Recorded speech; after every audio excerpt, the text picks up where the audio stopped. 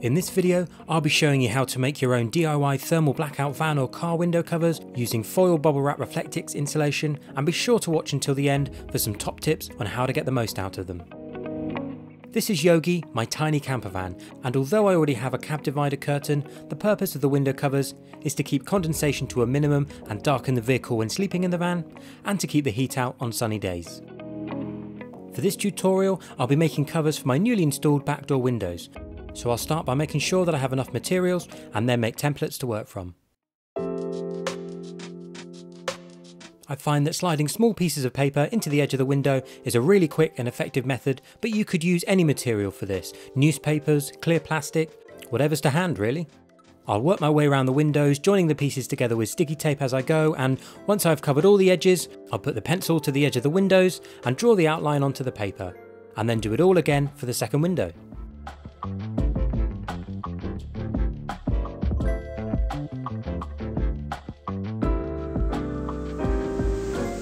Next, I'll trim the edges of the paper to leave a perfect, accurate outline of the windows.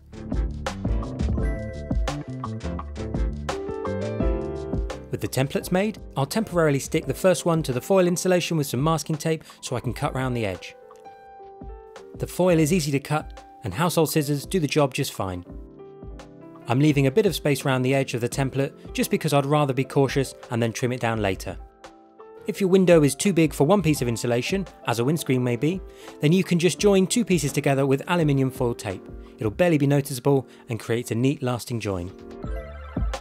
After completing the same process for the second window, I can then remove the template and hold the foil insulation up to the window to check the fit, trimming them if necessary until I'm happy with the fit against the window.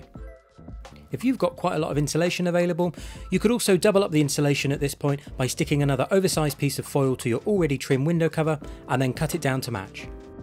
They'll be a bit more rigid and have better insulative properties, though this isn't an essential step, and I'll go into what adhesives to use shortly, so keep watching. It's at this point that you need to decide which side of the window cover you want to face into the vehicle and which side against the window. My reflectix has a different pattern on both sides, so choose the one you most like the look of. With this decided and the shape of the window covers finalised, I could begin looking through my pile of carpet scraps to find two pieces that were larger than my window covers, and then start carpeting the opposite side that will face inside the van, using a high temperature contact adhesive. Simply spray the adhesive onto the carpet and then onto the foil insulation, wait for the solvent to evaporate and press them together. If you get any contact adhesive on the carpet, use a little bit of white spirit or mineral spirits to wipe it off. But don't be too generous, as you don't want to destroy the adhesive beneath. I'm using Trimfix high temperature contact adhesive as I've used it a lot before and it's great stuff, but there are other brands out there too. It's important to use the high temperature stuff because the covers will be exposed to hot direct sunlight over the course of their use, and you don't want the adhesive failing and the covers peeling apart. And be sure to use a face mask and work in a well ventilated space, as the adhesive gives off solvent fumes. Finally, you could also consider wearing gloves to stop your hands getting sticky. Whilst carpeting or covering your window covers isn't necessary, I thought I would, as I had some smoke grey 4-way stretch automotive carpet left over from covering the inside of my van, and it would make the covers match the interior. But you can get creative here, using your favourite material or design to cover the silver up. It can be a great way to add personality into a camper van conversion. With the carpet stuck to the foil, I'll now trim the carpet. You'll probably need a couple of bottles of the adhesive if you're going to do a full set of van windows, 3 or 4 if you're doubling up your insulation, but for the two covers I'm making here, 1 bottle was plenty. We'll be thinking about putting an edge on the covers in a moment, and it's at this stage that you have the option of just leaving a centimetre or 2 extra around the edge of the foil and fold the carpet over to cover the edge, using contact adhesive or a sewing machine if you have one to fix the edge in place. I'll be doing my edges slightly differently, so while I take my final opportunity to check the fit of the covers against the windows and trim them down, I'll explain. To neaten the edges up and make them look quite professional, if I do say so myself, I'll be using 25mm wide navy blue herringbone fabric to create a neat edge along the covers, and as I don't have a sewing machine or the patience to hand sew them, I'll be using contact adhesive again.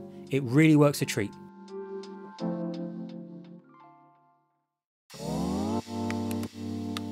But first I need to make sure it doesn't spray all over my new covers, so I'll work out roughly where the edge of the fabric will sit and run an edge of masking tape around the perimeter of the covers. If you think it could still get messy with overspray, you can always stick paper over the centre areas.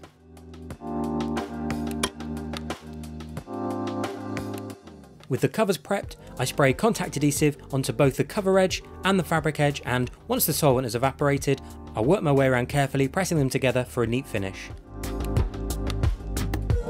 The corners are pretty tricky, but with a bit of patience and effort, the edge material can be made to conform with the curve of the covers and sit flat. If this just isn't happening for you, then you can always make some V-shaped relief cuts, taking out the excess material and sticking it down this way. The contact adhesive will stay sticky for quite a while, so you can take your time, but once you press both materials together, it's very difficult to separate them again. With the first side done, it's time to flip it over and repeat the process on the carpet side. It looks like quite a messy process, and it is, but it doesn't take long to clean the excess glue off with some white spirit or mineral spirits, which is what I did after removing the masking tape.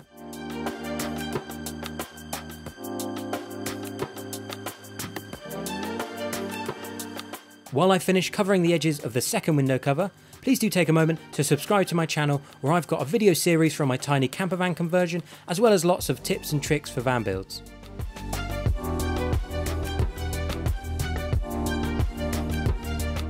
With the edges complete, the final stage is to find a method to attach them to the van windows.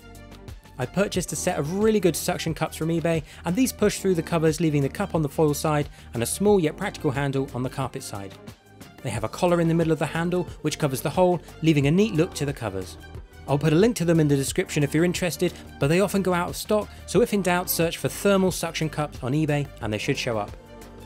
To attach them, simply measure where you want your suction cup to go, carefully push a sharp edge through, and then push the cup through.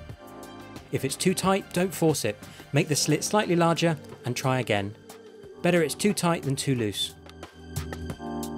For my windows, as they're only small, I'm attaching one suction cup in the centre of each, and on windscreens, because the size and thus weight of the cover will be substantial, 8 to 10 suction cups is ideal, running them around the perimeter with a couple in the middle to stop the cover sagging.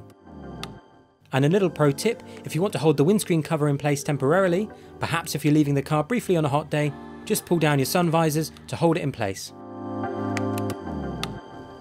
Other attachment methods besides the suction cups for the window covers, depending on your own requirements and your vehicle, could be magnets to the van metal, Velcro to the carpet, or even a push fit if you have suitable gaps between your bodywork and windows. A loop could always be added to the centre to pull them off. So there you have it. A simple way to make some very effective window covers that will last you years and save you a lot of money instead of buying them.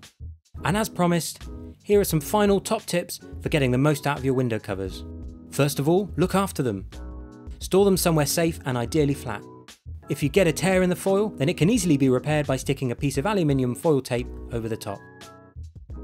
Next, when you've got them up in your windows, they may identify your van as being slept in. Not a problem if you're in a campsite, but if you're on the road, or perhaps somewhere you shouldn't be, then a blackout material might be the option for you. They won't be reflective and will blend in better behind windows and at night. Finally, the covers won't stop all condensation from forming, or magically heat up the vehicle.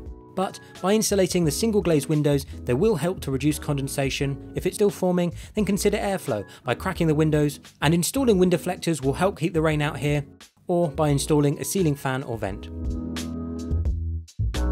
I hope you've enjoyed this tutorial, and if you've made it this far, then please do take a moment to like the video, subscribe to my channel, and let me know how you got on with your window covers in the comments. Thanks for watching.